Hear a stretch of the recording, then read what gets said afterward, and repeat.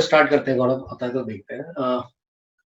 So last class में I think we had started the group 14 and we had seen the general characteristics of the group 14 elements, है ना?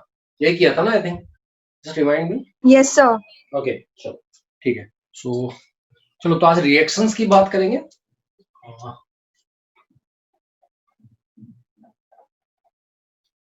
Reactions of 14 elements. तो reactions की बात करेंगे तो हम लोग उनके कंपाउंड्स की भी बात कर सकते हैं। सो सबसे पहले पॉइंट ये है कि these are very less reactive elements. Carbon, silicon, इन सब की जनरल रिएक्टिविटी काफी लो होती है और उसमें से भी if you go down the group reactivity increases. But lead के साथ ऐसा होता है कि sometimes you see unexpected less reactivity of lead because of again the oxide formation over the lead in its sample. ठीक है, उसके कारण क्या होता है, कभी कभी अनएक्सपेक्टेड अनरिएक्टिविटी दिखेगी तुमको। ठीक है, तो first point write down, group 14 elements, write down this point, group 14 elements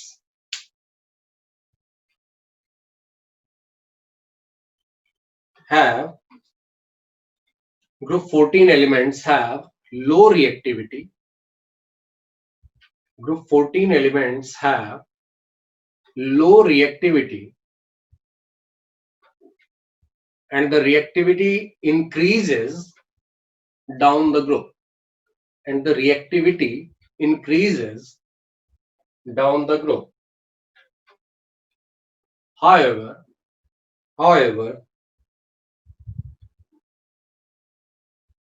lead often appears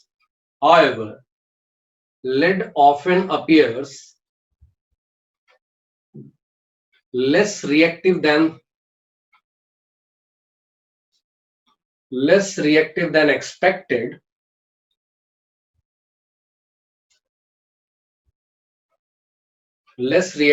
expected due to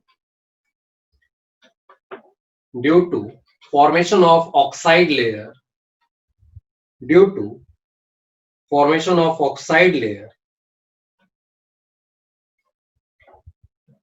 at its surface.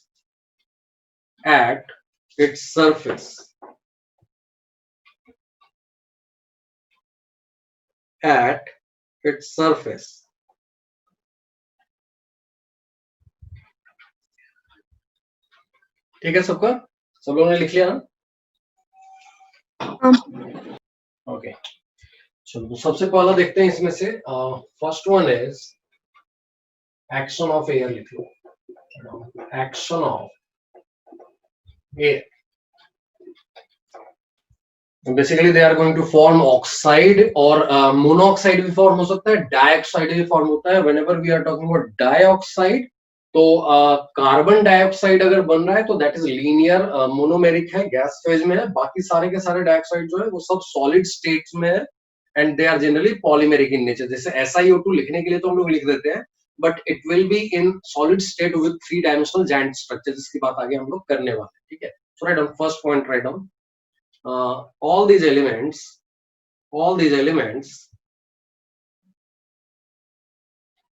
react with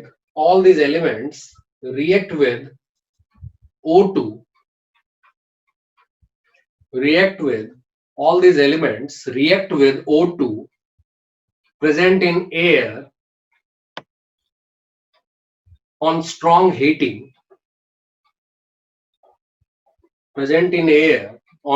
heating to form their oxides.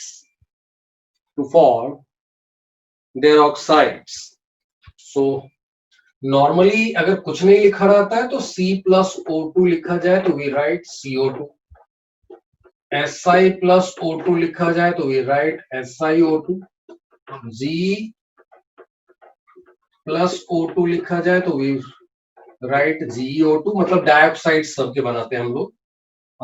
SN के साथ भी अगर लिखा जाए तो we write SnO2, but PB के साथ if nothing is written then we know inert pair effect already देखा हुआ है। So generally if nothing is written we form PbO, ठीक है, ऐसा नहीं कि इसका PbO2 एग्जिस्ट नहीं करता है, PbO2 will exist but that will be acting as a good oxidising agent. जब जब उसको मौका मिलेगा it will try to get converted into Pb+2 oxidation state, जबकि PbO2 में वो +4 है, विच इज नॉट स्टेबल और लेस स्टेबल देन Pb+2। ठीक है, इसको नोट कर जाओ, इसको नोट कर जाओ। इससे रिलेटेड कुछ और पॉइंट्स देख लेंगे इनके प्रॉपर्टीज से related. Sir, what you said after 4? Which one? Which point? On strong heating for Form their oxides. Form their oxides. Okay.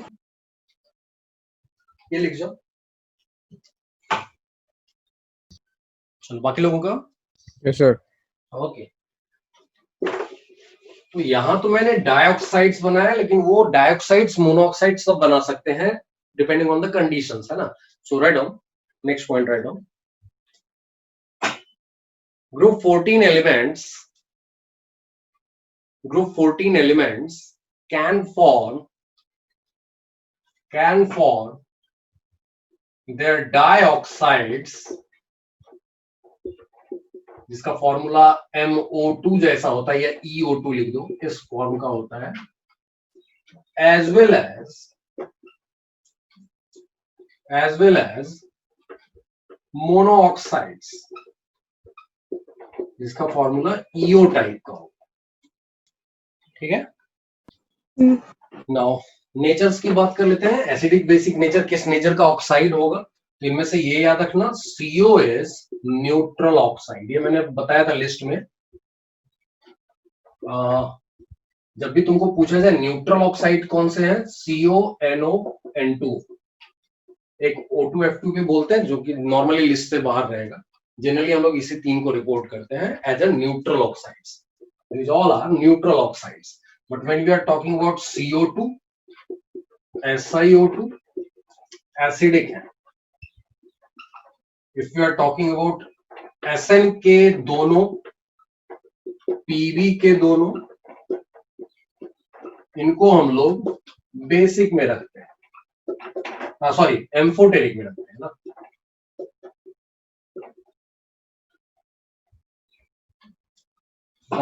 GO2 को भी एम्फोटेरिक में रख दिया जाता है, लिस्ट में कभी दिखेगा नहीं नॉर्मली। और GO को नॉर्मली यहाँ पे रखा जाता है, डिस्टिंक्टिवली एसिडिक लिखा जाएगा। You can take that, generally पूछा नहीं जाता, दीज आर इंपॉर्टेंट। ठीक है, नोट कर लो।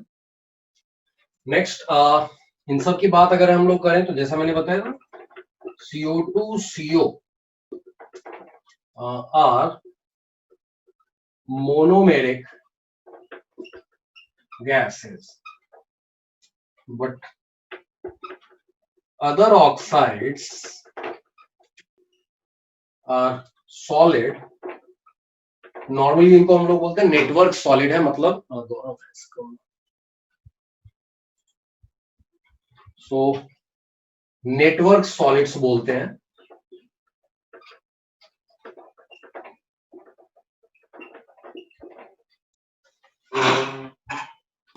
नेटवर्क सॉलिड्स मतलब जैसे डायमंड का बोलते हैं ना, कार्बन के साथ कार्बन है, उसके साथ कार्बन है, वैसे ही सिलिका में Si के साथ O लिंक्ड रहेगा, उस O के साथ अगला Si लिंक्ड रहेगा, उस Si के साथ फिर से एक O लिंक्ड रहेगा। इस तरह से 3 डायमेंशनल नेटवर्क बना हुआ होता है। ठीक है, that's why they are solid, क्योंकि 3 डायमेंशनल नेटवर्क फैल चुका है। ठीक है, so that's why it is network solid. का मतलब है बॉन्ड के बाद बॉन्ड, बॉन्ड के बाद बॉन्ड, ऐसा दिख रहा है, देखने में लग रहा है SiO2 एक Si है, 2 O है, ऐसा होता नहीं है। उसमें क्या होता है, 3 डायमेंशनल नेटवर्क बनता है, जिसमें every silicon and every oxygen is sp3 hybridized. CO2 का कार्बन इज sp हाइब्रिडाइज्ड, है ना। बट SiO2 मतलब सिलिका जिसको बोलते हैं, उसका सिलिकॉन इज sp3 हाइब्रिडाइज्ड, क्योंकि ये ऐसा रहता ही नहीं है। जैसा कार्बन में हम लोग ये बोल रहे हैं कि ये डबल बॉन्ड ऐसा बना रहा है, सिलिका में क्या होता है, ये आगे हम लोग देखने वाले हैं। वैसे तो इस तरीके का नेटवर्क रहेगा पूरा, वैसा चलता जाएगा। ठीक है, तो ये सारे के सारे सिलिकॉन जो है वो 2 की जगह 4 बॉन्ड बना रहे हैं सिंगल बॉन्ड के थ्रू। कार्बन के साथ ऐसा होता है कि कार्बन O का जो डबल बॉन्ड होता है, उसकी बॉन्ड एनर्जी काफी हाई होती है, and that's why it will remain in this one, in this form. ठीक है, जबकि सिलिकॉन या बाद के जितने एलिमेंट्स हैं उन सब के पास इस तरह का 3 डायमेंशनल जायंट नेटवर्क वाला स्ट्रक्चर बन जाता है, and that these oxides are found in solid states. ठीक है, ओके। नाउ अभी जब हम लोगों ने बात की है कि ये सारे के सारे एसिडिक जो ऑक्साइड्स दिख रहे हैं वो डेफिनेटली बेस के साथ रिएक्ट करेंगे, अल्कली के साथ रिएक्ट करेंगे, लेकिन अगर एम्फोटेरिक है तो वो अल्कली के साथ साथ एसिड के साथ भी रिएक्ट कर सकते हैं, है ना। सो दैट्स व्हाई ये जितने ऑक्साइड्स हैं अदर देन CO, ये सारे के सारे अल्कली के साथ रिएक्ट करेंगे और क्या बनाएंगे, तो जैसे NaOH के साथ अगर CO2 आता है तो Na2CO3 बनाएगा, उसको कार्बोनेट बोलते हैं। उसी तरह से सिलिकेट बनेगा, उसी तरह से प्लम्बेट बनेगा, स्टैनेट बनेगा, इस तरह का कंपाउंड बन जाता है। So write down all the oxides मतलब EO2 फॉर्म का भी, EO फॉर्म का भी, accept CO react with alkali, मतलब अभी हम लोग NaOH की बात कर रहे हैं, to form कार्बोनेट, सिलिकेट, इस तरह के कंपाउंड्स सब बनने वाले हैं। इसको हम लोग जर्मिनेट बोल देंगे, नॉर्मली उसको अवॉइड करते हैं, ठीक है, लिख देता हूं। स्टैनेट,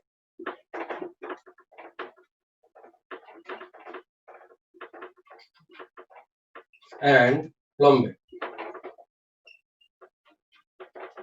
जैसे एग्जांपल देता है, कोई भी EO2 टाइप का रहे प्लस NaOH अगर लिख दिया है, वी फॉर Na2EO3 ऐसा लिख दिया, इसका मतलब है जैसे CO2 है तो फिर Na2CO3, दैट इज कार्बोनेट, है ना। तो इस तरीके का फॉर्मेशन हो जाएगा, नोट कर लो। प्लस ऑब्वियसली यहाँ पे 2 लिख लो, प्लस H2O आ जाएगा।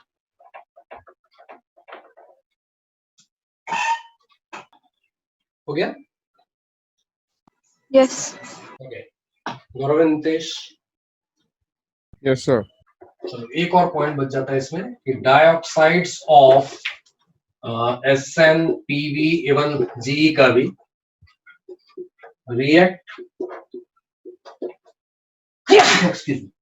react with HCl to form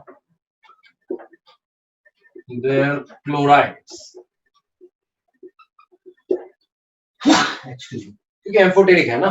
सो जैसे टिन और लेड इंपॉर्टेंट है, जेरेनियम पूछा नहीं जाता है। सो अगर SnO2 की बात करें और HCl ऐड कर दें, it will be forming SnCl4 plus H2, ठीक है। So that's one thing. इसके अलावा अगर PbO2 पूछा जाए तो अब यहां ध्यान से देखोगे, क्योंकि यहाँ PbO2 का Pb+4 है, which is not very stable, तो उसको जब जब मौका मिलेगा it will try to go in the +2 oxidation state. तो जैसे मैंने बताया यहाँ पर +4 है, अब ये क्या करेगा, ये PbCl4 ना बना के ये PbCl2 बना देता है, plus Cl2 gas will be released and H2 आ जाएगा, ठीक है। तो इस तरीके से यहाँ देखो ये +4 था, पहले ये +4 में था, यहाँ ये भी +4 में था, ये अभी भी +4 में है, बट ये +4 से ये +2 में आ गया।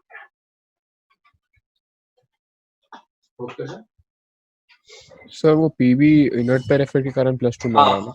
हाँ, ये था पहला एक्शन ऑफ एयर। दूसरी बात करते हैं, second point is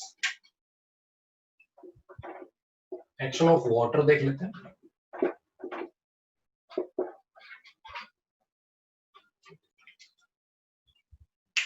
So the good news is carbon, these elements will be unaffected by normal water, cold water की बात करें।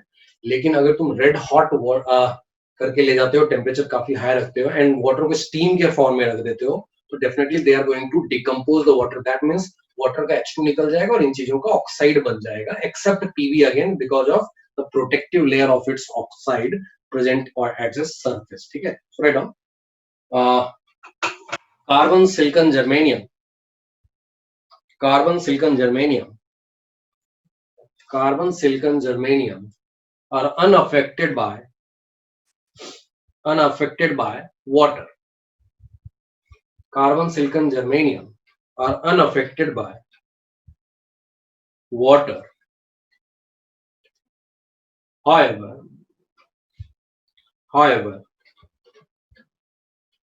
on red heating का मतलब काफी हाई टेम्परेचर लेकर गया. On red heating, these elements,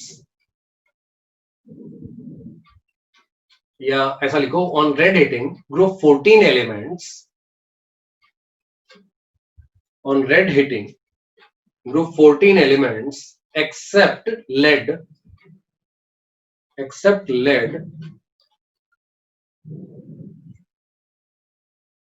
decompose water. जैसे एक एग्जांपल, जस्ट एक एग्जांपल देख लेते हैं. So if you are having SN plus, मान लो तुम्हारे पास H2O दिया है, तो it has to be in gaseous form, so it will form SnO2 plus H2 gas will be released. So यहाँ पे 2 कर लो और फिर यहाँ पे भी 2 कर लो. So that's the reaction. Carbon का देखा हुआ है हम लोगों ने, CO plus H2 जैसा बन रहा होता है, so that is called water gas. Sir, why lead doesn't decompose water? Lead में oxide layer आ जाता है ना, again फिर से that protective oxide layer prevent it from the reaction. Okay. Okay, sir. Next तीसरा देख लेते हैं, action of acid.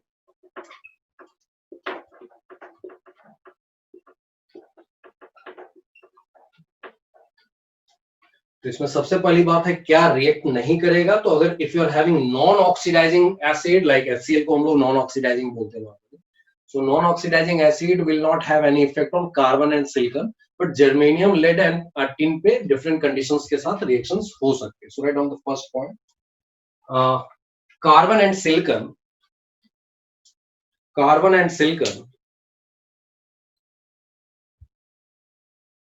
are unaffected. Carbon and silicon are unaffected by non-oxidizing acids.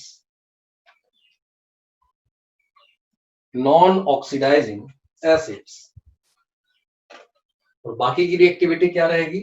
Like germanium जो है, germanium reacts with HCl gas. HCl gas के साथ react करेगा on heating. That means इसके साथ भी कंडीशंस हैं तो जाके रिएक्शन करता है. और क्या बनता है, तो जैसे chloroform, you know what is the formula of chloroform? CH3Cl. नहीं, थोड़ा सा गड़बड़ हुआ है. CHCl3 is called chloroform. ठीक है, CHCl3, तुमने CH3Cl बोल दिया था. तो जैसे CHCl3 को जनरली क्लोरोफॉर्म बोलते हैं, यहाँ पे अगर कार्बन की जगह जर्मेनियम आ जाए तो you have to specify that it is germanium chloroform and forms germanium chloroform.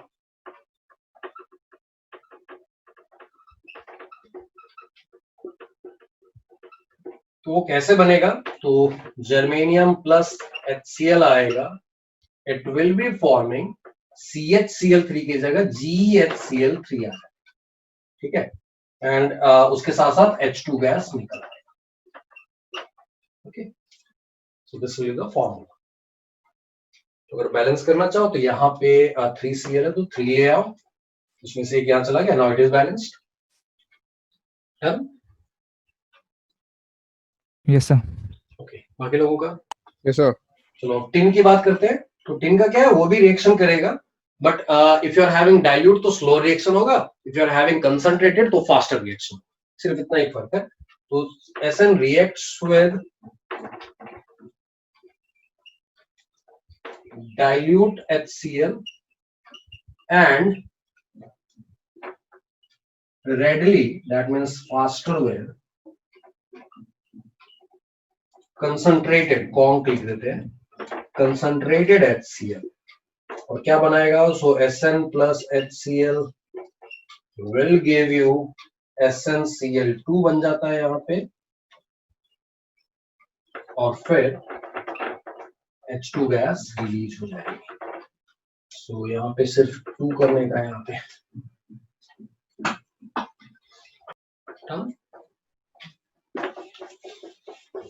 Yes sir.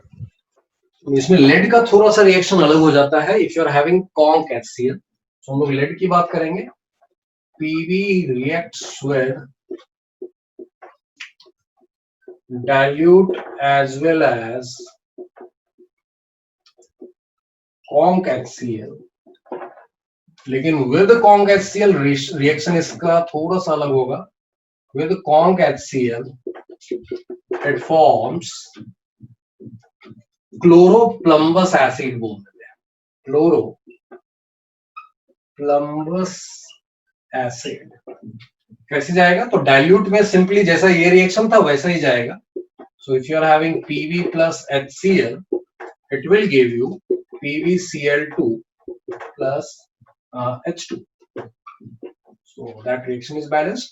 Now if you are having concentrated, then ये PbCl2 जो है वो HCl के साथ फिर से रिएक्ट करेगा and then it will form H2 PbCl4।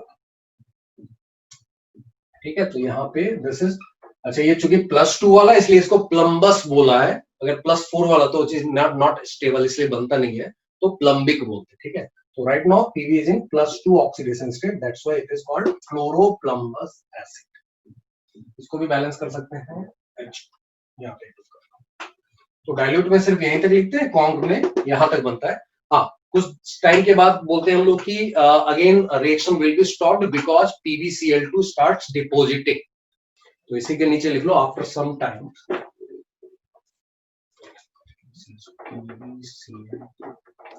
So after some time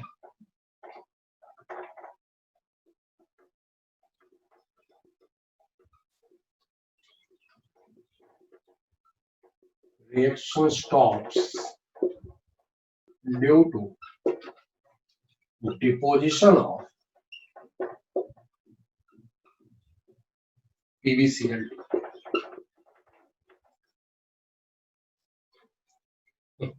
note कर जाओ। Sir PB directly concentrated HCl के साथ रिएक्ट नहीं कर सकता? हाँ कर सकता है, मतलब डाइल्यूट में सिर्फ इतना होगा। कंसंट्रेटेड बोले तो दीज आर द स्टेप्स। ठीक है, तो for dilute only the first step, for concentrated both the steps are there. Okay, चलो इनका रिएक्शन जो H2SO4 के साथ है और HNO3 के साथ है वो जब सबसे ज्यादा इंपॉर्टेंट माना जाता है, उसमें भी स्पेसिफिकली HNO3 के साथ। HNO3 के जितने रिएक्शंस हैं those are very important reactions. आगे जाकर नाइट्रोजन फैमिली में जाके वो पूरा लिस्ट देखेंगे हम लोग, लेकिन यहाँ पे चूंकि टिन और लेड की बात हो रही है, तो अगर हम लोग रिएक्शन विद इसी का पार्ट है, एसिड की बात हम लोग कर रहे हैं अभी भी, H2SO4 एंड HNO3 की अगर हम लोग बात करें तो इसमें से H2SO4 का देख लेते हैं। देखो अलग से तुमको टिन और लेड पढ़ाया नहीं है तुम्हारे बुक में, जो इंपॉर्टेंट चीजें वो मैं यहाँ पर कवर कर दे रहा हूँ। कुछ एक्स्ट्रा पॉइंट्स जो होंगे वो मैं एंड में लिखा दूंगा, ग्रुप के एंड में। ठीक है, नॉर्मली तुम्हारे जो एनसीईआरटी में जो पढ़ाया हुआ that is only carbon and silicon. Lead के बारे में स्टार्ट में जो थोड़ी बहुत बात की है टिन और लेड के बारे में उतना ही लिखा हुआ है। I give you some more points. Extraction वाला जो पॉइंट है वो मेटलर्जी के टाइम पे कवर करेंगे, टिन एंड लेड। ठीक है, तो अभी मैं कुछ पॉइंट्स यहाँ पे बता दे रहा हूँ, कुछ एंड में एक्स्ट्रा पॉइंट्स और भी बता। सो अगर मैं H2SO4 की बात करूं तो दो टाइप के कंडीशंस हो सकते हैं। अगर तुमने डाइल्यूट जैसा रखा है तो ये SnSO4 +2 वाला बनेगा, प्लस SO2 गैस रिलीज हो जाएगी, प्लस H2O फॉर्म होगा। रिएक्शन बैलेंस कर सकते हो इसमें। आई थिंक ये 2 यहाँ लिखना पड़ेगा, and then you will have, I think this is, no I think it is balanced. 4 4 8, हाँ अभी ये बैलेंस्ड है, सल्फर भी बैलेंस्ड है। सो अगर तुमने इसी में ज्यादा रखा हुआ है तो ये +4 तक जा सकता है, because we know that Sn का +4 इज मोर स्टेबल देन +2। तो कंसंट्रेटेड वाले केस में it can even form SN4 twice, SnSO4 twice plus SO2 again आ जाएगा, प्लस H2 आ जाएगा। बैलेंसिंग के लिए अगर देखें तो 4 अगर ले लिया यहाँ पे तो 4 यहाँ पे भी आ जाएगा, एंड 2 एंड देन 2 यहाँ पे आ जाएगा। अगर लेड की बात करें तो लेड में ऐसा कुछ नहीं है, तुम कॉन्क लो या डाइल्यूट लो, फर्क नहीं पड़ता है इसको, ये +2 वाला ही बनाएगा, PbSO4 plus SO2 plus H2. So this reaction is like this one and this one. इसके साथ दो कंडीशंस नहीं है। HNO3 का रिएक्शन इज इंपॉर्टेंट क्योंकि डाइल्यूट का अलग रिएक्शन हर जगह होगा, कॉन्क का अलग होगा, डिफरेंट टाइप के गैसेस वगैरह निकलते हैं। चलो हो गया। नाइट्रेट की HNO3 की बात कर लेते हैं, वहां क्या क्या बनने वाला है। सारे रिएक्शन थोड़े थोड़े अलग होंगे इसलिए इंपॉर्टेंट बन जाता है। If you are having SN plus HNO3 dilute, तो यहाँ पर हम लोग 4 रिएक्शंस की बात करेंगे। इट विल बी फॉर्मिंग, अगर डाइल्यूट कंडीशन लिया हुआ है तो it will be forming SnNO3 twice plus NH4NO3 plus H2। तो इसकी अगर बैलेंसिंग देखेंगे तो इट इज सिंपली 4 यहाँ पे लिख दो, यहाँ पे 10 लिख दो, और ऐसा करके यहाँ पे भी 4 हो जाएगा, और 8 कवर हो गया आउट ऑफ 10, तो यहाँ पे 2 रह जाएगा, and then I think it is balanced, यहाँ पे 3। Okay, that is first reaction if it is dilute. लेकिन अगर यहाँ पे ये कॉन्क हो गया, देखो प्रोपोर्शन भी चेंज हो रहा है, यहाँ पे ये 4 तो यहाँ पे ये भी 4 रह जाएगा ना, और यहाँ पे क्या बनता है, तो ये H2SNO3 बनेगा, +4 वाला, तो स्टैनिक एसिड बोल सकते हैं इसको, प्लस यहाँ पे NO2 गैस निकलती है, अगेन ब्राउन गैस जिसको हम लोग बोलते हैं, plus H2। So if you balance it तो 4 4 देन 1, यहाँ 4 आ जाएगा, और लास्ट में फिर H2 हो जाएगा। हाँ, सो इट इज बैलेंस्ड। अगर हम लोग पीवी की बात करेंगे, फिर से 2 टाइप के अलग अलग रिएक्शंस आएंगे। चलो नेक्स्ट वन, पीवी की अगर बात करें तो PbHNO3 के साथ फिर से 2 तरीके का रिएक्शन है।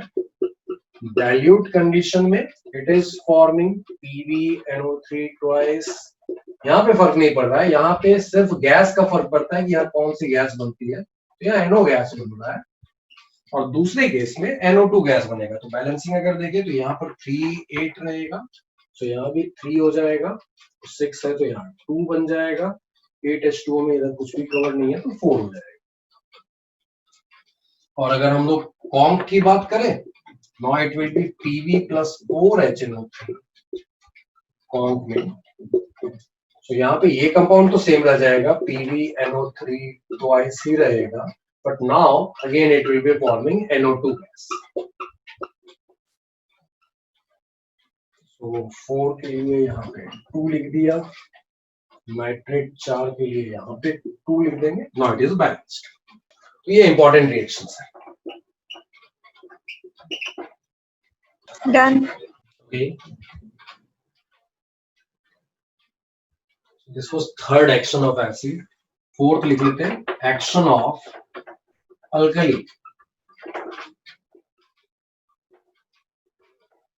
और इसमें क्या है कि कार्बन विल रिमेन अनअफेक्टेड, लेकिन सिलिकॉन की बात करें या जर्मेनियम की बात करें, टिन लेड की बात करें, जर्मेनियम नॉर्मली तुमको नहीं दिखेगा, रिएक्शंस वगैरह नहीं पूछे जाते हैं normally, but silicon tin lead की बात करें, they can have reaction slowly with the dilute NaOH and cold dilute NaOH, but faster with hot and concentrated NaOH. Okay, so write down action of alkali. इसमें लिख लो, carbon remains unaffected by alkalis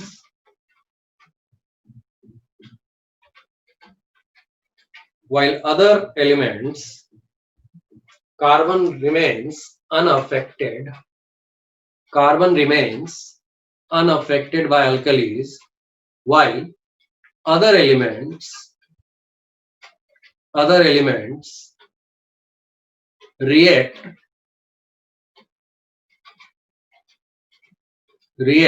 slowly with cold alkali and react slowly with cold alkali but readily with hot alkali. जैसे silicon की बात अगर करें तो NaOH के साथ यहाँ H2O भी लिखना पड़ेगा, it will form Na2SiO3 plus H2 gas निकल जाएगी, वैसा ही टिन के साथ भी है, रिएक्शन देख लो सिर्फ बैलेंस्ड है, Na2SiO3, सो हाँ देन H2 गैस निकल आएगा, 2 and 1, so that's one। And वैसा ही इसका भी देखेंगे, सिमिलर है, तो इसको हम लोग सिलिकेट बोल रहे हैं, यहाँ पर स्टैनेट बनेगा और नीचे प्लम्बेट बन जाएगा। तो H2O के साथ यहाँ पे it will be forming Na2SNO3 plus H2 gas. लेकिन अगर हम लोग बात करें लेड की, तो चूंकि इसका +4 स्टेबल नहीं होता, यहाँ देखो ये +4 में है, ये भी +4 में है, बट लेड का +4 स्टेबल नहीं होता है, that's why it will be forming +2 वाला कंपाउंड।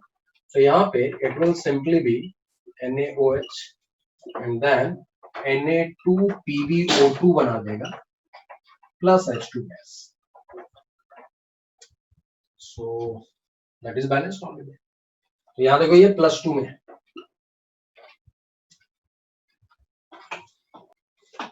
None, sir. ओके, बाकी लोगों का done sir. Okay, Justin and Sakshi. Sir PB का एक्वेस, हाँ जी, क्या बोला गौरव? सर पीबी में H2 एक्वेस में नहीं होगा या डायरेक्टली? नहीं, एसी में बैलेंस हो जाएगा ना, +2 देखो ना, +2 लेने से क्या हो रहा है ना कि वाटर की जरूरत नहीं है बैलेंसिंग के लिए, ठीक है? Okay. So what is not consumed in this reaction, this will have simply this two as the reactant। चलो एक लास्ट लिख लेते हैं, आई थिंक ये चौथा है, तो पांचवा एक और लिख लेते हैं कि हैलाइड्स की बात कर लेते हैं, इनके हैलाइड्स इंपॉर्टेंट है। सो इसमें रिएक्शंस की बात नहीं कर रहे, नॉर्मली हम लोग हैलाइड्स ऑफ ग्रुप 40 सबके सब EX4 टाइप का हैलाइड बनाएंगे, जैसे CCl4, SiCl4, SiF4 इस तरह का बनाते हैं। सिर्फ उसमें से PB जो है, PB का Br4I4 doesn't exist, not known. PbCl2 मिलता है, PbI2 मिलता है, ये सब मिलते हैं, ठीक है? तो अगर हम लोग टेट्रा हैलाइड्स की बात करें तो all elements for tetra halides but PbBr4 क्योंकि साइज बहुत ज्यादा हो गया and PbI4 are not known। That's first point। Second point, इन सब में अगर देखोगे तो सेंट्रल एटम के साथ 4 बॉन्ड जो बने हुए रहेंगे, सब में central atom will be sp3 hybridized, regular tetrahedral, completely non polar, bond angle perfectly 109 degree 28 minute. So in all EX4 अगर हम लोग बात करें तो E के अराउंड 4 बॉन्ड जो बने हुए हैं वो टेट्राहेड्रल वाले हैं। So इसके around this one is sp3 hybridized with 0 lone pair on central atom।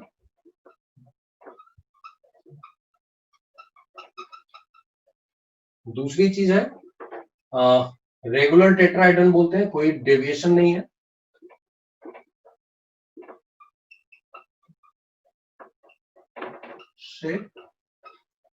इसके अलावा और अगर बात करें तो बॉन्ड एंगल की बात करें, bond angle is 109 degree 28 minute, approximately 109.5 degree, जरा सा कम है उससे। एंड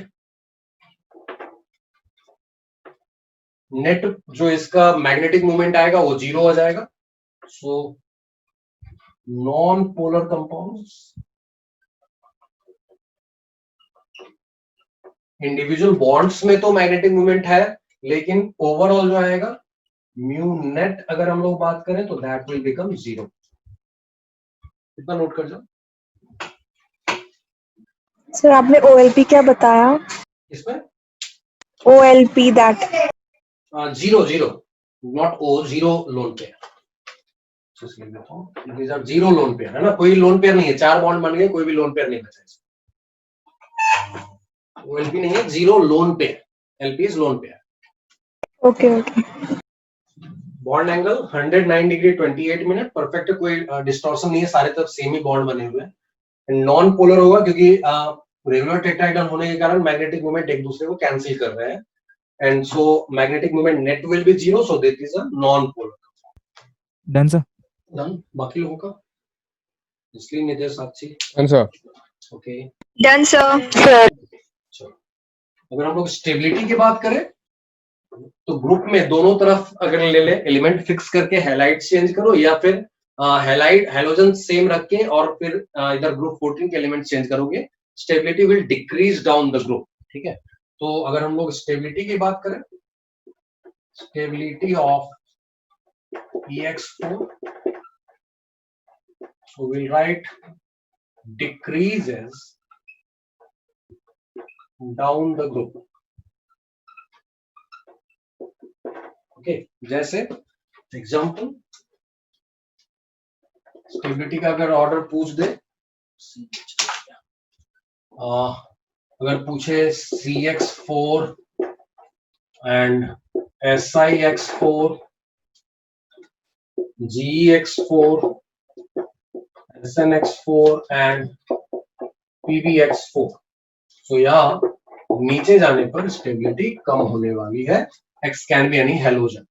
वैसा ही अगर एक दिया हुआ हेलोजन ले ले और कार्बन, सिलिकॉन, इन सब के बीच एक दिया हुआ ग्रुप 14 का एलिमेंट ले ले और नीचे जाने पर हेलोजन्स चेंज करता जाए, तो भी स्टेबिलिटी नीचे जाने पर कम होगी। जैसे अगर मैं बात करूं स्टेबिलिटी की, if you are having like CF4, CCl4, CBr4 and CI4, फिर से स्टेबिलिटी का ऑर्डर यही होगा। इस बार मैंने ग्रुप 14 का एलिमेंट फिक्स करके और हेलोजन्स चेंज किया है, बट दोनों केस में देखो it is decreasing down the group. Okay,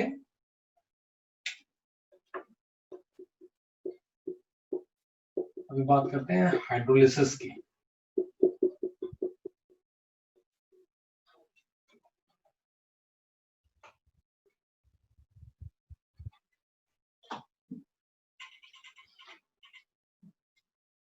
so specially chlorides का पूछा जाता है, तो ऑल EX4 एक्सेप्ट कार्बन वाले जो हैलाइड्स है उनका नहीं हो पाएगा। CX4 आर हाइड्रोलाइज्ड, और CX4 का क्यों नहीं होता है? बिकॉज इसमें d ऑर्बिटल नहीं है, वैकेंट d ऑर्बिटल नहीं है। क्योंकि हाइड्रोलिसिस का मतलब है एक्शन ऑफ वाटर और रिएक्शन विद वाटर। जब भी हम लोग रिएक्शन विद वाटर की बात करेंगे तो water is acting as a nucleophile, तो उसको अटैक करने के लिए कोई ना कोई एक साइट चाहिए या वैकेंट ऑर्बिटल चाहिए इस तरह का। तो इनके साथ क्या है, एक तो नॉन पोलर है ओवरऑल, बट इसके पास कार्बन के पास कोई वैकेंट ऑर्बिटल नहीं है, so it is not attracting any nucleophile and that's why इनका नहीं हो पाता है। सो और इसका जो रीजन पूछेगा, due to absence of vacant d orbital. So बाकी जो एक इंपॉर्टेंट है, सिर्फ सिलिकॉन का दो देख लो, SiF4 का और SiCl4 का। यहाँ क्या होता है, यहाँ पर SiO2 बन जाएगा प्लस H2SiF6, इसको फ्लोरोसिलिसिक एसिड बोल देते हैं। दिस इज कॉल्ड फ्लोरोसिलिसिक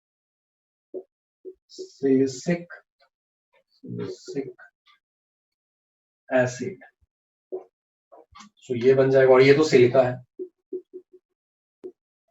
बट यहां पर ऐसा नहीं होगा। यहाँ पे you will have SiCl4 plus sorry SiOH4, already SiCl4 है ही, plus this will form HCl, so this is called silicic acid.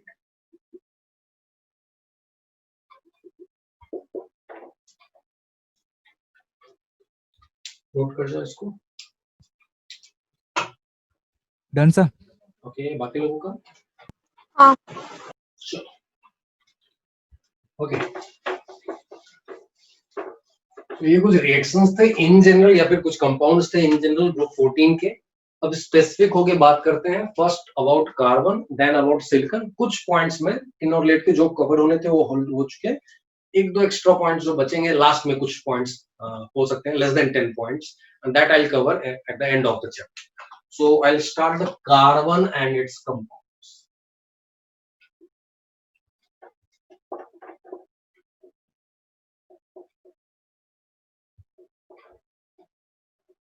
This is one part जिसमें एलिमेंट पे ज्यादा जोर रहेगा, उससे कंपाउंड पे कम जोर रहेगा, क्योंकि ऑलरेडी काफी कुछ हम लोगों ने पढ़ा हुआ है CO2 वगैरह के बारे में.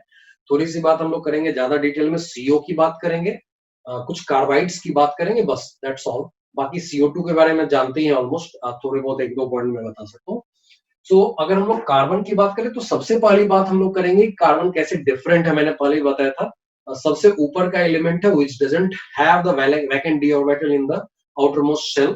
So that's one point, जिसकी वजह से ये क्या होगा, इसकी कोवेलेंसी जो होती है, नंबर ऑफ बॉन्ड जो होते हैं वो 4 से ज्यादा हो ही नहीं सकते. सिलिकॉन देखो यहाँ 6 बॉन्ड बना सकता है, यहीं पर देखो यहाँ पर silicon will have 6 bonds, 6 fluorine के साथ वो कनेक्टेड रहेगा लगातार, because it was having vacant D orbital जिसमें वो बॉन्ड बना सकता है extra. So that is one point. So write down. इसमें कुछ points लिख लो पहले. Write down important points about carbon. Important points about carbon.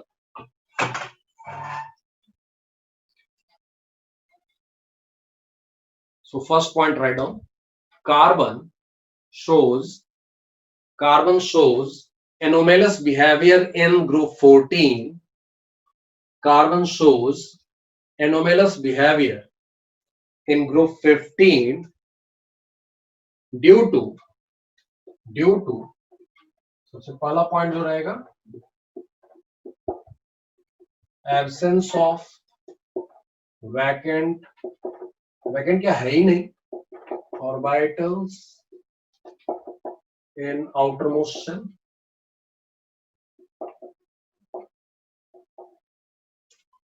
दूसरा स्मॉल साइज, और ये स्मॉल साइज का इंप्लीकेशन है कि इसकी इलेक्ट्रोनिगेटिविटी हाई है,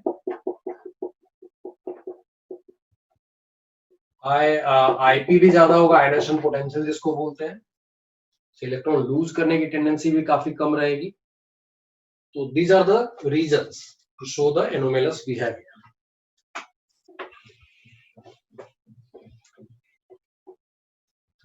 second point write down.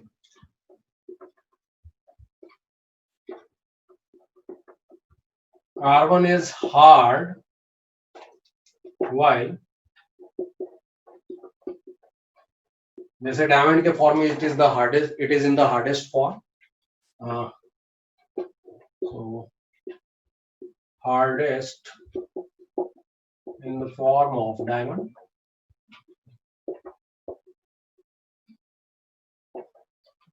While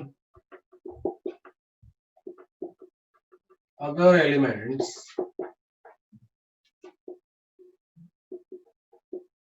are soft. Again ऐसा क्यों होता है, कैटिनेशन टेंडेंसी ज्यादा होने के कारण क्या होगा, काफी सारे बॉन्ड बना सकता है, and that's why in the form of diamond it is having 3 dimensional giant structure बोलते हैं. Because of that it becomes the hardest and it's melting point also becomes the highest. Done. Yes, sir. Next point क्या है, ये pi bond भी बना सकता है. बाकी जो एलिमेंट्स हैं उनमें tendency to form pi bond is very less because of their larger size. Again silicon वगैरह अगर पाई बनाता भी है, that is through back bonding. जैसा याद करो मैंने बताया था NSIS3 थ्राइस में, है ना, इसमें बोला था मैंने सिलिकॉन और नाइट्रोजन के बीच में बैक बॉन्डिंग होगी, जिसमें नाइट्रोजन का lone pair is going inside the d orbital of silicon. So that was back bonding. तो नॉर्मली ये सब जब पाई बनाते हैं अदर एलिमेंट्स, तो वो बैक बॉन्डिंग के थ्रू वो भी सिलिकॉन नॉर्मली बनाता है. बट कार्बन डायरेक्टली खुद से बना सकता है विदाउट एनी बैक बॉन्डिंग भी पाई बनाता है. हम लोग जानते हैं अल्कीन अल्काइन इनमें पाई बॉन्ड्स रहते हैं. CO2 में there is a pi bond, not only with itself, with nitrogen, oxygen and sulphur also. ठीक है, write down. Carbon can form pi bonds with other carbon atoms and also with nitrogen, oxygen and sulphur. इन सब के साथ multiple bonds ये बना लेता है, that is because of its low smaller size. Other elements have very less or no tendency to form pi bond due to their larger size.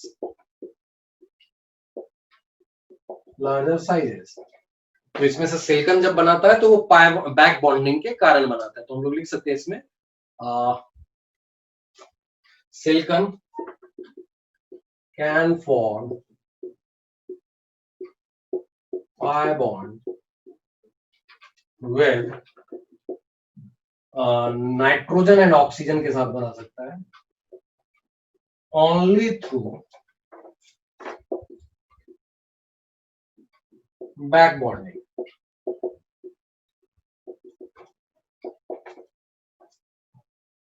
जब carbon पाई बना रहा है तो इसका पी ऑर्बिटल इन्वॉल्व है पाई बनाने में, जब सिलिकॉन बनाएगा तो सिलिकॉन का डी इन्वॉल्व होगा।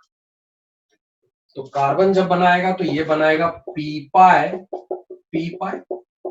जबकि सिलिकॉन बनाएगा तो ये डी पाई पी पाई या पी पाई डी पाई जैसा भी लिखो, डी पाई पी पाई बनाएगा, बिकॉज सिलिकॉन का डी इन्वॉल्व है, कार्बन का पी इन्वॉल्व है। Note it down. Done, sir. Okay, so that was जो भी पॉइंट है।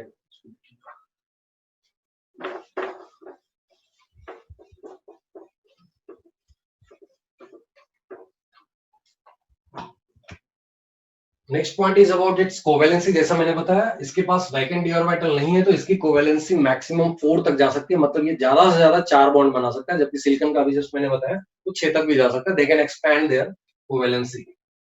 Carbon can have covalency up to 4 only, while other elements can expand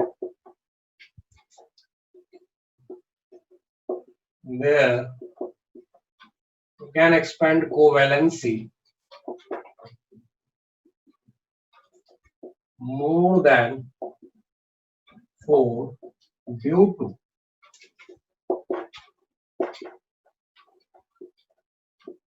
availability of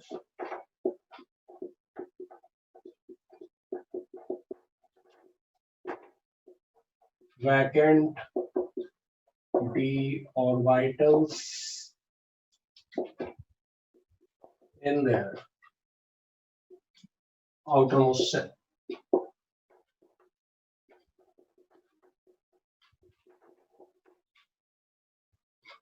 चलो next one is CO2 की अगर हम लोग बात करें is monomeric gas,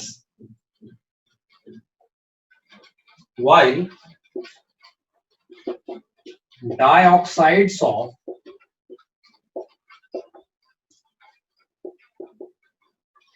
other elements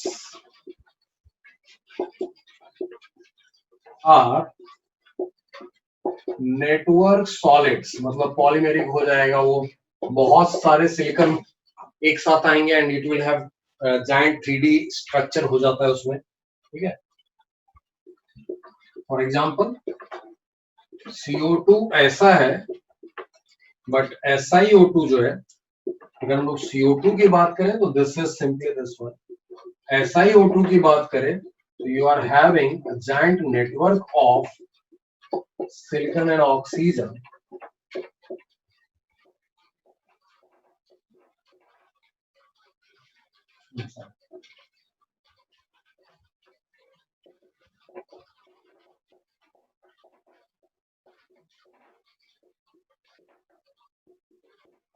तरीके से चलता जाएगा।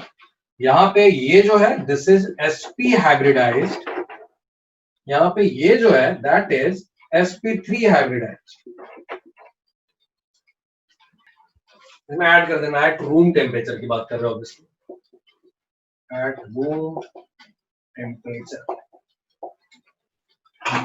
सॉलिड CO2 को क्या बोलते हैं हम लोग?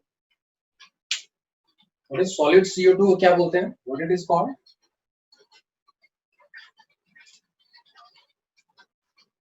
Anyone? What is solid CO2? Dry ice. Solid CO2 is called dry ice, जिसका मेल्टिंग पॉइंट जो होता है is -78 degree C. Next point catenation की बात अभी दो बार हो चुकी है, एक बार लिख देता हूं। कार्बन शोज, क्योंकि एनोमैलस बिहेवियर की बात कर रहे हैं, unique and high catenation tendency.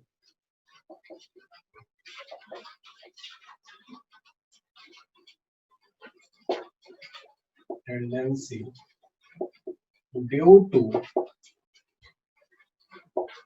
high bond energy of CC bond। सो अगर टेंडेंसी ऑफ कैटिनेशन पूछा जाए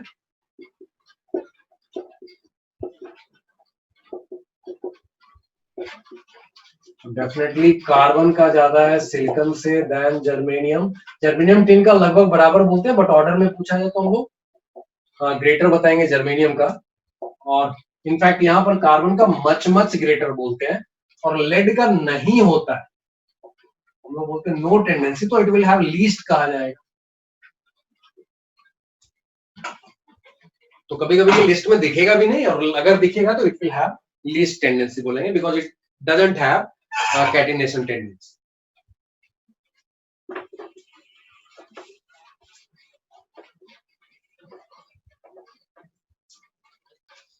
एक लास्ट पॉइंट लिख लो, CCl4 की हाइड्रोलिसिस नहीं होती है, is not hydrolyzed while tetrachlorides of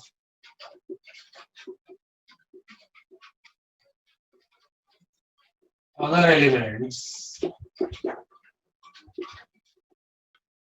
Done, sir. okay। चलो तो ये थे। Done, sir. Okay, so these are some of the properties which is unique for carbon and which is not available for other elements, or they are having less tendency for these properties। अब बात करते हैं इसके allotropic forms की, which are more important than its compounds।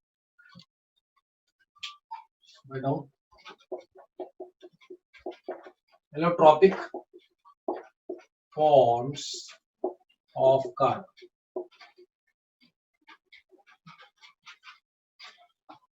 क्यों पाए जाते हैं? तो दो पर्टिकुलर टेंडेंसी जो अभी जस्ट मैंने बताई थी उसकी वजह से होते हैं। पहली चीज है कैटिनेशन की टेंडेंसी है, तो कार्बन के साथ कार्बन, उसके साथ अगला कार्बन का बॉन्ड बन सकता है। So you are having different type of structures की possibility which gives the different allotropic forms of carbon, that is one part।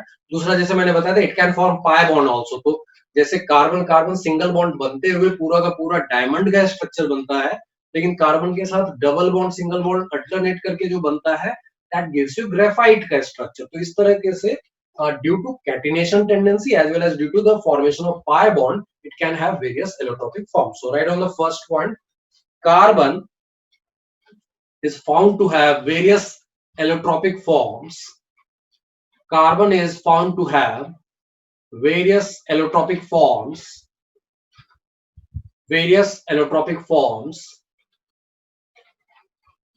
due to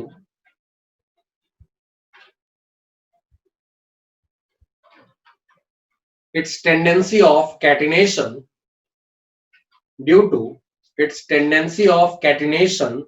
and formation of pi bond। Due to its tendency of catenation and formation of pi bonds। और वो भी pi bond कैसे बनते हैं, तो P पाई बोलेंगे हम लोग,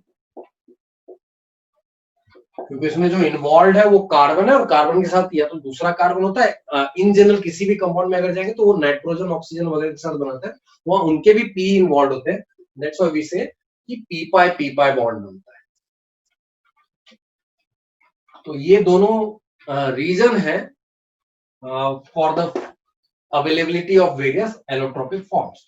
जो पहला है दैट इज डायमंड की बात करेंगे, दो क्रिस्टलाइन फॉर्म कहे जाते हैं, एक डायमंड दूसरा ग्रेफाइट, ठीक है। तो सबसे पहले डायमंड की बात करेंगे, तो इसको बोलते हैं हम लोग giant 3D network of carbon atoms.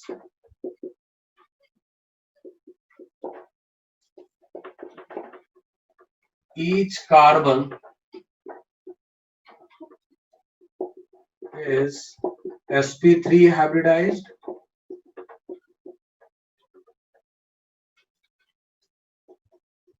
and has coordination number. अगर पूछा जाए कोऑर्डिनेशन नंबर का मतलब नियरेस्ट नेबर्स कितने हैं उसके, तो coordination number equals 4। Solid structure, solid state में इसकी डिटेलिंग करेंगे हम लोग, डायमंड का स्ट्रक्चर कैसे हम लोग पता करते हैं, what is the structure in terms of solid state, वो हम लोग बाद में करेंगे, क्योंकि अभी तुम लोगों का हुआ नहीं है, हो जाता तो मैं फिर से रिपीट कर देता। अभी के लिए इतना ही जानो। बॉन्ड ऑर्डर अगर पूछ दे ऑफ सीसी बॉन्ड, क्योंकि सारे के सारे सिंगल बॉन्ड है तो इसलिए हम लोग इसको 1 ही बोलेंगे, that's bond order. And then giant network होने के कारण होता क्या होता है कि it is very hard, very high melting point around 3600 degree Celsius, ठीक है। So very hard, very high melting point around 3600 degree C जैसा हो जाता है।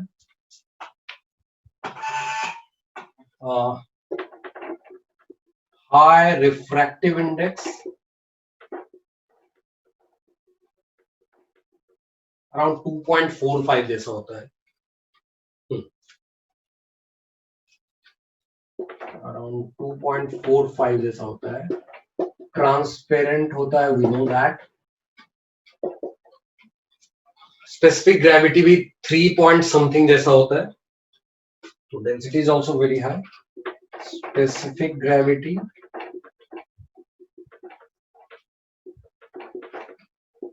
is around 3.52. numbers are not very much required, सिर्फ एक रेंज जानने की जरूरत थी। और एक्सट्रीमली इनर्ट है,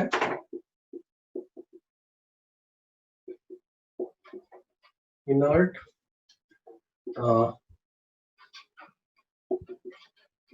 insulator of heat and electricity. कोई मोबाइल इलेक्ट्रॉन है ही नहीं, heat and electricity. Bond angle पूछ दे तो दैट इज, ये लिख देता हूं मैं, यहां भी अगर बॉन्ड एंगल पूछ दे that is 109 degree 28 minute.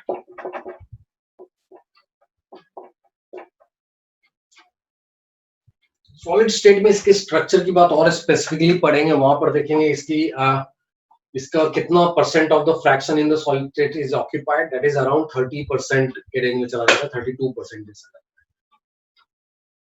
Only that much of volume is occupied by the carbon atoms, so the part is still remaining vacant. वो हम लोग सॉलिड स्टेट में उसकी डिटेलिंग करेंगे। हो जाए तो बता दोगे? Done, sir. Okay. Nitesh and Jasleen? Done, sir. Okay, Nitesh, what about you? Answer. Okay. चलो दूसरी बात करते हैं ग्रेफाइट की।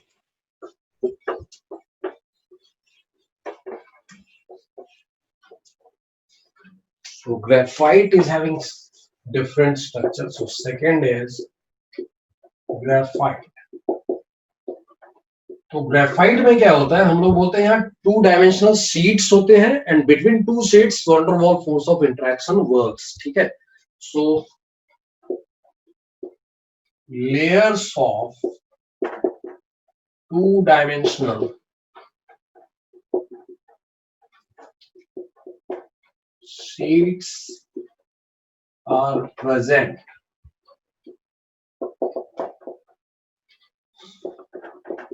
in each sheet. Every carbon is sp2 hybridized.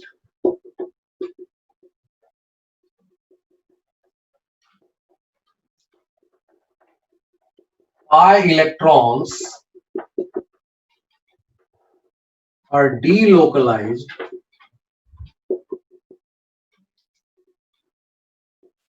over whole sheet due to resonance.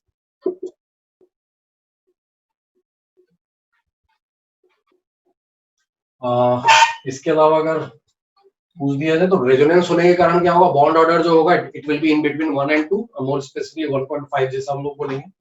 So bond order will be 1.5 बोल सकते हैं. So that's one thing.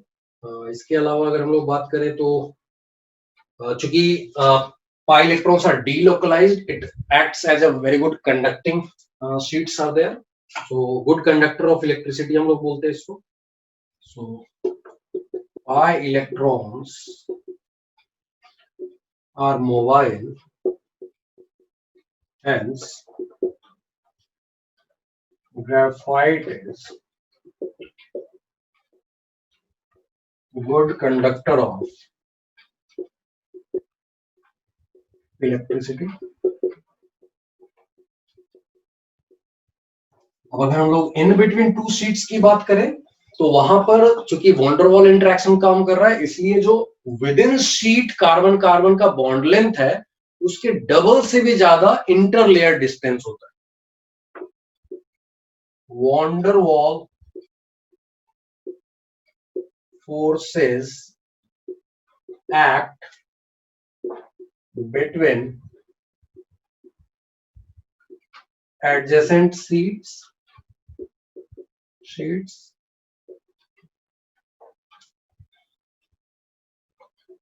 which are much weaker than covalent bonds. So that's why हम लोग क्या बोलते हैं, slippery in nature होता है. सो स्लिपरी इन नेचर, और इसके हिसाब से इसके एप्लीकेशंस भी आते हैं, इसलिए इसमें दैट इज वन थिंग. जो दूसरा पॉइंट मैंने बोला था, इंटरलेयर डिस्टेंस जो होता है वो कार्बन कार्बन बॉन्ड लेंथ के डबल से भी ज्यादा होता है.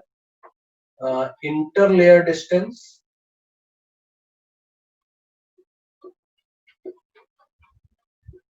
is greater than 2 times carbon carbon bond length within a sheet.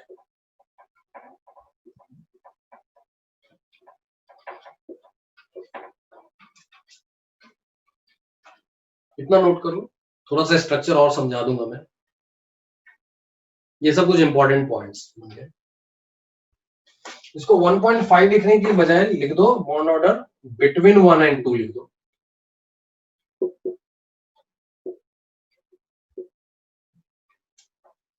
Because एक कार्बन के अराउंड एक डबल होता है, 2 सिंगल होता है, तो on an average it will B 4/3 हो जाएगा, 1.33 जैसा.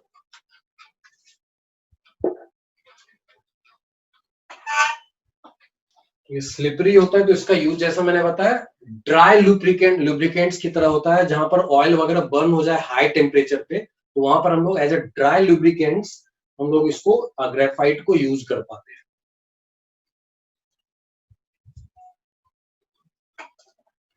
Done sir. ओके, बाकी लोगों का Done, sir. Okay. Gaurav and Jasleen. Done, sir. Okay Gaurav. Done, sir. Okay. ये स्ट्रक्चर में एक पर्टिकुलर शीट का स्ट्रक्चर कैसा होता है वो बता देता हूं मैं. ये कैसा जाएगा structure. So it will be like her carbon अगर मैं कॉर्नर पे मानूं तो इस तरह की चीज हम लोग बोल सकते हैं कि इस तरह का जाएगा।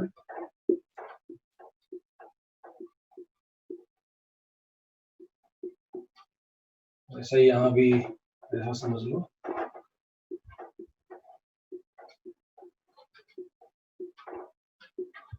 इस तरह का जाएगा, फिर पर्टिकुलरली यहाँ पर ऐसा जाएगा, इस तरह से चलता जाएगा और फिर यहाँ पे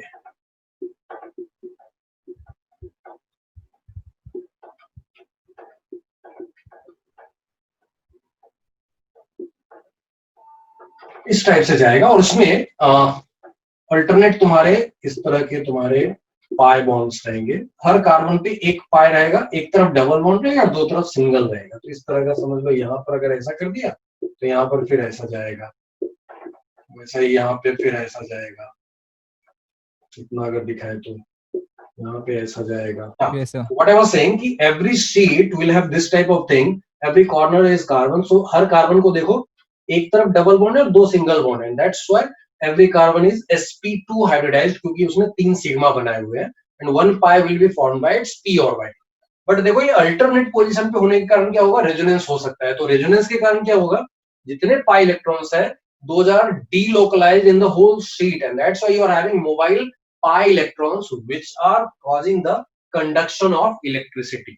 ठीक है, तो that is one point. तो conduction of electricity का रीजन पूछा जाए तो this mobile pi electrons which are delocalized in the whole sheet due to resonance. That's one thing.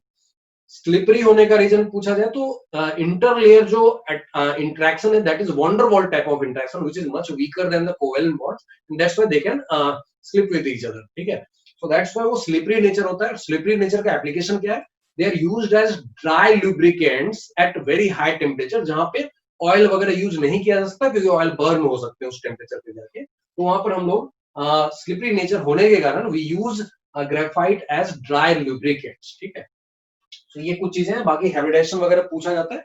एक और पॉइंट है जो अभी तुमको शायद नहीं समझ में आएगा क्योंकि सॉलिड स्टेट नहीं हुआ है। हम लोग बोलते हैं इसके दो फॉर्म होते हैं, अल्फा बीटा, दो टाइप के होते हैं। अल्फा में क्या होता है, एक लेयर के ऊपर दूसरा लेयर थोड़ा डिफरेंट टाइप का होगा, थोड़ा खिसका हुआ समझ लो होगा, और फिर तीसरा लेयर फिर से पहले के बराबर होगा, तो एबी टाइप बोलते हैं, दैट इज कॉल्ड अल्फा। और फिर एबीसी टाइप का अगर रिपीटेशन मिलता है तो then we call it beta type. लेकिन ये चीज सॉलिड स्टेट समझने के बाद ही तुम डिटेल में समझ। अभी जस्ट इतना याद रखना, अल्फा बीटा दो टाइप के इसके स्ट्रक्चर्स हो सकते हैं। Alpha means AB type of repetition होगा, मतलब पहला और तीसरा पांचवा ये सब सेम टाइप के लेयर होंगे, दूसरा चौथा वो थोड़े से अलग अलग, मतलब यही लेयर होंगे, थोड़े खिसके हुए होंगे। ठीक है, और अगर एबीसी टाइप का रिपीटेशन है दैट इज बीटा। बाकी ये कहानी तुमको समझ में आएगी सॉलिड स्टेट के type. So that's one point. एक और पॉइंट आता है ग्रेफाइट और कार्बन डायमंड का comparison. So when we compare the thermodynamic stability, we say graphite is thermodynamically more stable than diamond. That is one thing. दूसरी चीज entropy की बात करें पर मोल ऑफ कार्बन, चूंकि इसमें ज्यादा फ्रीडम दिख रहा है अपन को, है ना, क्योंकि दो शीट के बीच में ऐसा कोई बॉन्ड नहीं है, कोवेलेंट बॉन्ड नहीं है, and that's why graphite में carbon atoms are more free or they are having more freedom than the carbon atoms in the diamond. That's why per mole of carbon graphite will have more entropy than diamond. ठीक है, so right, हम ये दोनों point भी लिख लेते हैं। ये कंपैरिजन हो गया इन दोनों का। In fact we will talk about 3 points. Graphite is thermodynamically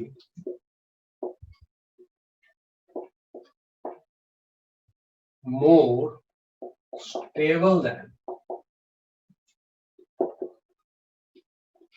diamond. That's one point. Second point, entropy per mole of carbon अगर हम लोग बात करें तो graphite will have more entropy than again diamond. That's second point. एक point और बात कर सकते हैं हम लोग, केमिकल इक्विलिब्रियम नॉर्मली पढ़ते हैं। इफ माय ग्रेफाइट और डायमंड के बीच में ऐसा रिवर्सिबल ट्रांजिशन दिखाऊं तो द फॉरवर्ड रिएक्शन का फेवरेबल कंडीशन क्या होगा, टेम्परेचर एंड प्रेशर का, एंड बैकवर्ड का क्या होगा। तो 2 पॉइंट बनते हैं, this is more stable, this is less stable, this is more dense, this is less dense।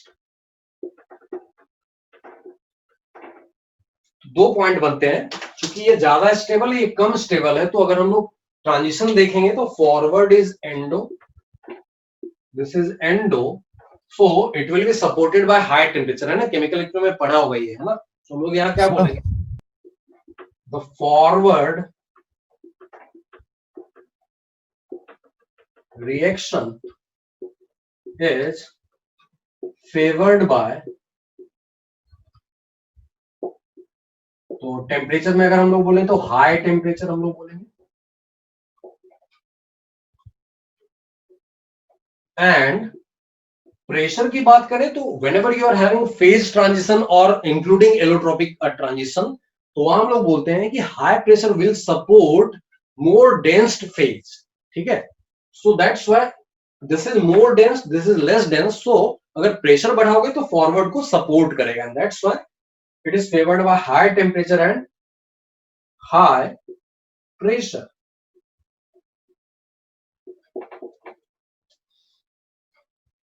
और ये जो ट्रांजिशन मैंने दिखाया है थर्मोडायनेमिकली ये है, तो ये ट्रांजिशन की फेवरेबल कंडीशन जो है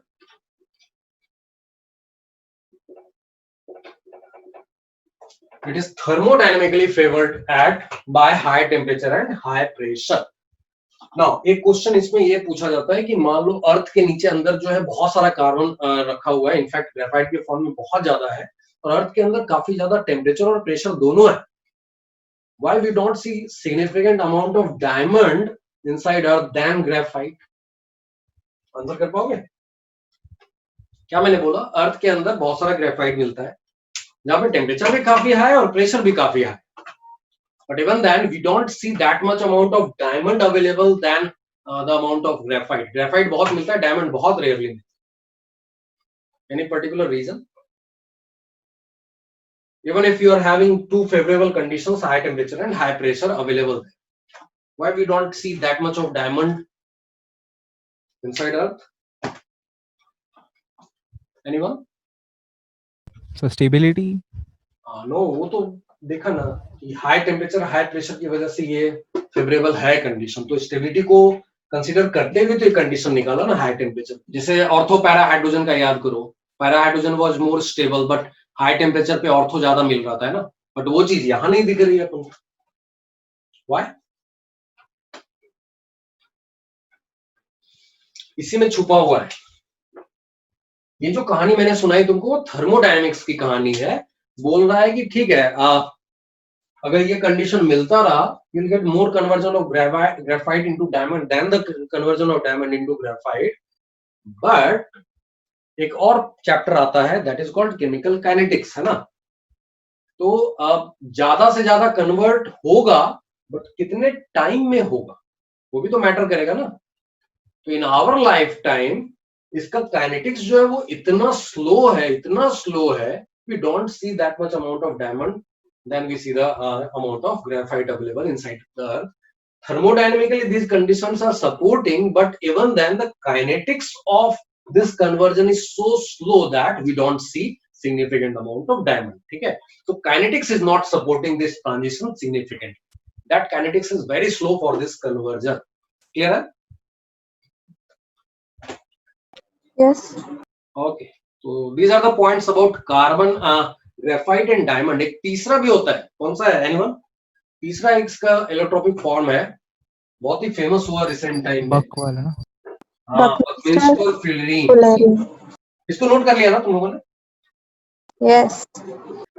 Sir, हाँ जी। sir, graphite तो ज्यादा रिएक्टिव होगा ना, then how it will be more stable than diamond? Stability doesn't have anything to do with the reactivity always, ठीक है। जब हम लोग स्टेबिलिटी की बात करते हैं तो स्टेबिलिटी का मतलब होता है कि इसकी बॉन्ड एनर्जी वगैरह ज्यादा है, ठीक है। तो कार्बन का बॉन्ड ऑर्डर देखो ना, carbon carbon bond order is more ना, so that's why it is considered to be more stable. Yes, sir. ठीक है, okay, so that was one point. तीसरा जो मैंने बात किया तीसरे एलोट्रोपिक फॉर्म की, दैट इज कॉल्ड बकमिंस्टर फ्यूलरीन. ये कौन सा फॉर्म है? तो ये एक C60 फॉर्म है.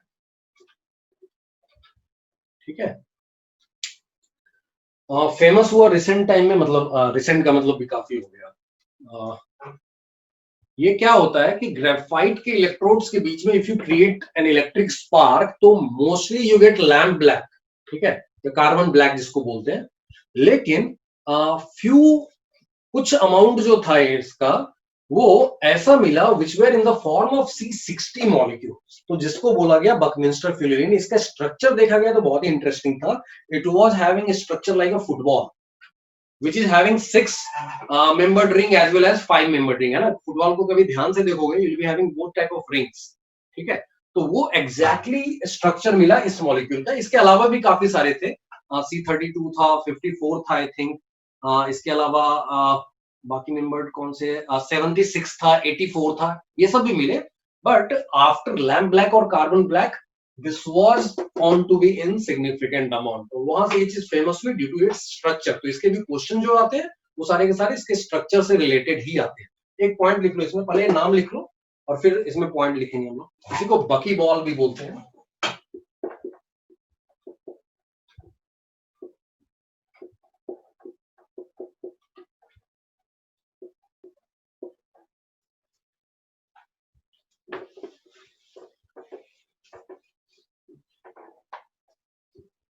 So write down, when an electric spark is struck between graphite electrodes, when an electric spark is struck between graphite electrodes in an inert atmosphere of helium or argon. I'm repeating it. When an electric spark is struck or created between graphite electrodes in an inert atmosphere of helium or argon. Inert atmosphere क्यों रखा है? In order to avoid the formation of CO or CO2. ठीक है, in an inert atmosphere of argon or helium, then soot बोलते हैं, SOOT. Soot is produced.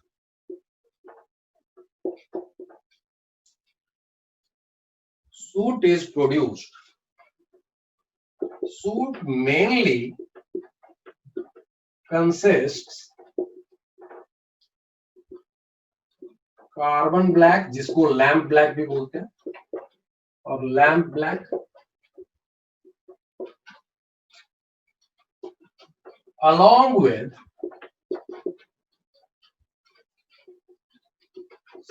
some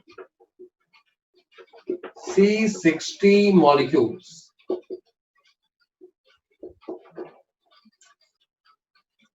The C60 molecules are called Buckminster फ्यूलरीन. इसके अलावा जैसे मैंने बताया कुछ और मॉलिक्यूल मिलते हैं, C76, C84, C50, C32, C70. Bracket में लिख लो, traces of C50, C70, C76, C84, C32 are also found. But जब हम लोग बकमिंस्टर फ्यूलरीन बोलते हैं तो this is only C60. Structure कैसा होगा? जैसा मैंने बताया, सॉकर बॉल जो होता है, जो फुटबॉल का शेप होता है, वैसा ही होता है, जिसमें you are having 5 and 6 membered rings. So C60 molecule has cage like or soccer ball like shape, which is a fused system of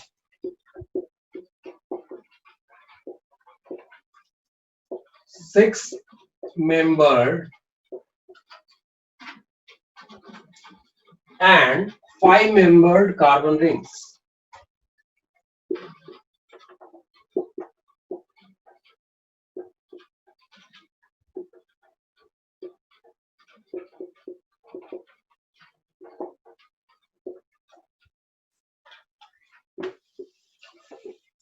तो कितने कितने होंगे? तो 26 मेंबर्ड होंगे, 12 5 मेंबर्ड रिंग्स होंगे और हर कार्बन जो होगा वो sp2 हाइब्रिडाइज्ड होगा. So in each molecule 26 membered and 12 5 membered carbon rings are present. Each carbon is sp2 hybridized.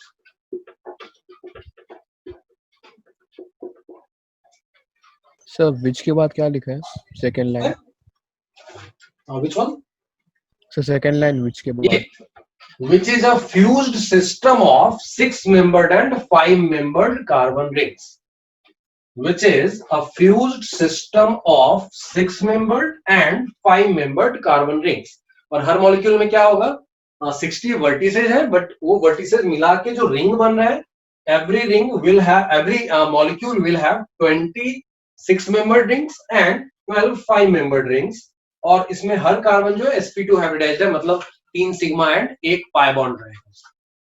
So 3 sigma bonds and 1 pi bond पर कार्बन होगा. उसके हिसाब से ये कहानी ग्रेफाइट के जैसी है, लेकिन ग्रेफाइट में क्या था, पूरी एक शीट बनती थी, यहाँ पर वही चीज एक बॉल बन गया. दो और छोटे छोटे फॉर्म्स हैं, जैसा अभी मैंने बताया था लैम्प ब्लैक और carbon black, which is an impure form, not pure form. Carbon black और lamp black बोलते हैं.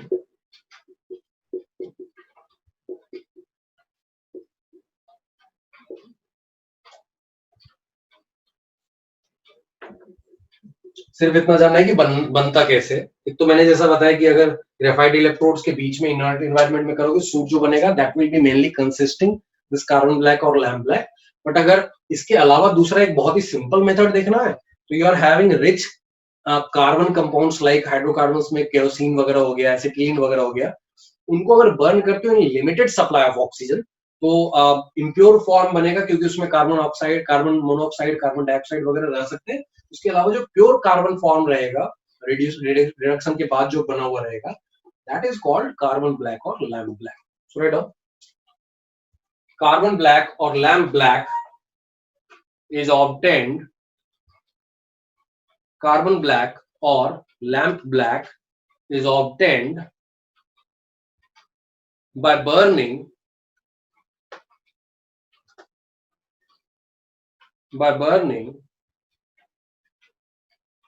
substances rich in carbon, by burning substances rich in carbon such as kerosene, turpentine oil, petroleum, such as kerosene, turpentine oil, petroleum, acetylene, etc.,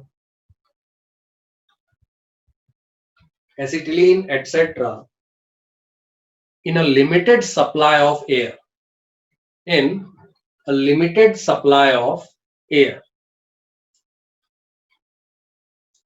छोटे शहरों में या फिर गांव में जहां पर इलेक्ट्रिसिटी की प्रॉब्लम होती है, वहां लैंप होता है जिसमें केरोसिन वगैरह यूज करके वो लैंप जलाते हैं बच्चे पढ़ाई के लिए या घर के कामों के लिए भी। तो वहां पर देखोगे, वहां जो लैंप के चारों तरफ जो काला काला आ जाता है, that is nothing but lamp black, इसलिए बोला गया है। तो लैंप ब्लैक या कार्बन ब्लैक उसको हम लोग बोल सकते हैं। तो वहां पर क्या है कि अगर सफिशिएंट एयर नहीं मिल रहा है उसको, तो वो कार्बन डाइऑक्साइड में कंप्लीटली नहीं बनता है, वो धुआं बन के लैंप के चारों तरफ वो जमा हो जाता है ना। So that is called lamp black और कार्बन ब्लैक। एंड में in a limited supply of air, ठीक है। Done. ओके, एक लास्ट है जिसको हम लोग चारकोल और कोक बोलते हैं।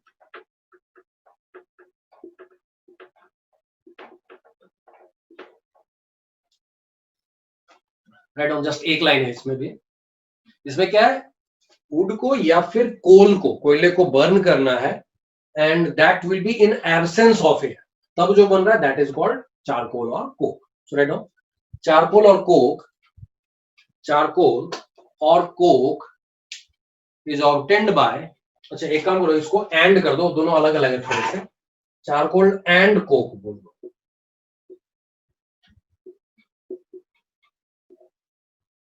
Charcoal and coke are obtained by heating,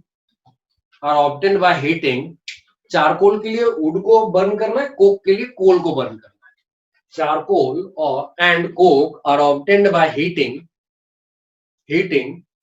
would and coal respectively, charcoal के लिए वुड को एंड कोक के लिए कोल को। Charcoal and coke are obtained by heating wood and coal respectively at high temperature